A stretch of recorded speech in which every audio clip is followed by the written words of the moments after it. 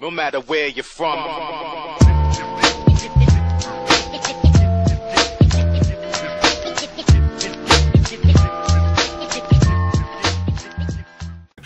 Hello, gamers. This is Mr. Sore Thumbs, and I know the screens is kind of buggy, and no, it's not just screens. It's not my computer or my friend's one. Yeah, this is what I think of how Studio 51 is. It is wacky. It is the shit. And did I mention the shit? This is shit in a good way, not in a bad way, in a good way. Yeah, I love Studio 51. I love how their mentality is how they make games and how you see how they doing games, because they're not the AAA title you hear it a lot, but they are really they snuck under underground games that you like. Wait a minute, I heard about this game, and Studio 51 is not a shy from making games. I mean, they made a ton of games, but rarely a game that comes to the U.S. It's really a occasion you don't hear about. Why I mentioned about this, I'll tell you this, because on the side of me, I have a couple of games that I have Studio 51 and games I hadn't got my hands on yet, but I will get them soon. But the game I was talking about, what started it all, because I'm talking it all, is Killer 7. Yes, and yes, I do have the actual game here. I was playing it last night to get my feel to it. I love it. This is Studio 50 worst. I mean, worst. This is the Studio best. The best of best how you do a game like this. And this is the first attempt in the U.S. So, basically, Kill 7 was a great game.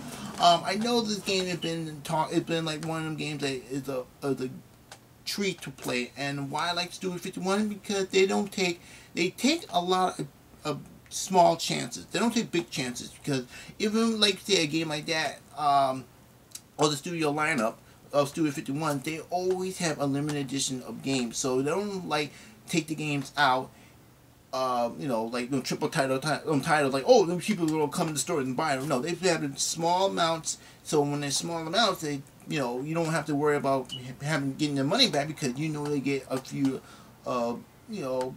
here and there money there, I mean, from, how they work their business. And I love how Studio 51 is, how creative it is, because Kill 7 is one of them games that really, like, brought it all out. And this was made by Capcom people. Look at it. Look at this logo, Capcom. This is back in Capcom was still decent. I would give them still decent, still on their right track before they went all batshit crazy. I don't know what happened to that, but this is from Capcom, from Studio 51. Two teams that you never see ever. This is like a one of them, like, good moments in your life. You're like, wow, this is really good. Yeah, I played the game. I just started playing the game. I just wanted to like get the heads up, because I forgot how to play the game, so I had to reset my brain how to play a good over-the-top game. And I love every moment of it. Why? Because it's Studio 51, and they know how to make things weird. I mean, when you have a guy who have 8 personalities, and all of them all are weird, this from Studio 51. But I won't go there. Actually, I have another game I know from Studio 51 we all play lately. Actually, it is, yeah, this one. Yeah, Samurai Shampoo. Yes, it still has that wacky feel from Studio 51. And I like how they approach things like that. Not like your triple title games that you have to run out and spend what the money is. I mean, they still have the same price, but when you go home, you feel like, oh, it's a good game. I mean, I don't feel like it doesn't teach me, it doesn't hold my hand. It's like, you know what, I let you go for a second, now you're gonna be pushed down the hill. And that's what I like about Studio 51. Their artwork is, this is what it is, and I can accept it. But the gameplay itself, even Samurai Shampoo, I like it a lot. It doesn't go off the deep path. It doesn't show you, oh, well, you gotta do this. It's a good game. I love how Studio 51, and I love how that works. And then we finally got our hands on some good, actually, our hands on some wacky stuff from a guy named Travis. Yeah, Travis from No More Heroes.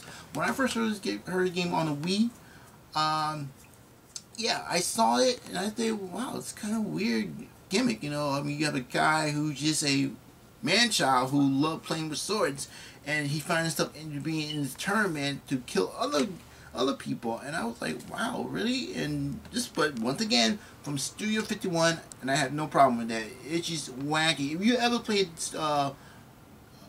No More Heroes or No More Heroes 2, yeah, No More Heroes 2, the same thing. I mean, just off the wall wackiness, and I like it. That's why I like them kind of games. Them companies that really like say, hey, we're just having a good time. You know, whatever money we make, we're good. So after a while, I start thinking, okay, what are the games I have? Well, I do have this game, and I still love it to this day. Travis from No More Heroes. Yeah, this game came out of nowhere, and I remember playing it off and on, off and on, off and on, but I played it off to the end, see my brother playing it and finish it. I was like, wow, this game is really good. So I played it off of his, and I loved it. What to say, Studio 51, you have to love how they do things a little bit more differently, and I love how Part 1 and Part 2 of No More Heroes Part 2 are really good. So I was like, whoa, this is great. So this is like the best thing I've ever seen so far. But any else you come? Any guys? Any more stuff comes from Studio 51? Yes, a lot more. Then we have our heroine, yes, the cheerleader with the chainsaw, Lollipop chainsaw. I never got my hands on the title. I know right now it's probably used as hell. I don't want to buy many games that I don't touch, but from Studio 51 I will play it. But the premise of a high school girl carrying a chainsaw with a dead boy, a decapitated boyfriend on her waist. Yes, only Studio 51 would put something like that off. What it called, Black Knight Warrior, if I'm right. Yeah, that game's not bad. Once again, from Studio 51. Yeah, Studio 51. When your only search of nutrient is a microwave from a forest, and you're already dead into a nice suit. Yeah, well, actually, the opening of the game, you're hanging from dead, and you're now become a knight, and you have to get items from a microwave in the forest. Only Studio 51 can pull it off, and yes, it had that stamp of approval, boom, of Studio 51, craziest shit ever. Shout out of the damn, my bad, I'm sorry, I'm thinking ahead. See how good Studio 51 is? It's so good that you forget the other titles right off the bat. Yeah, Shout out to them have to be probably my second half best game in this series. I like it. If you didn't play this game, shame on you. This is what I mean. They have more reference like the Big Boner and the Big Boner. I was like, wow, only Studio 51. I'm speechless. And when I heard Big Boner, I was like, wow, Big Boner. That's all I thought. My brain just went, that's Studio 51 for you. That's shout out to damn. This is a good game. Even the opening of the game was just, I cranked it up so bad I actually almost blasted my ears off. It just laugh right, good game, and this is a good game. I don't have much to say. This is a great game. I know a lot of people finish it, but you can go back, you can play it again. It's just one of them games from Studio 51 that say, hey, you know what? We like crazy shit, and this is crazy as it is.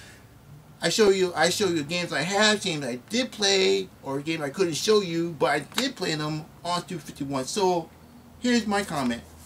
What do you like about Studio 51? Do you like how they do the marketing? Do you like the game? Do you like the attitude, how they do gaming? Just tell me. Tell me what you like about Studio 54. Leave a comment below, and I'll get back at you when I see that comment. So once again, this is Mr. Sartham telling you that wacky shit. You gotta love Studio 51.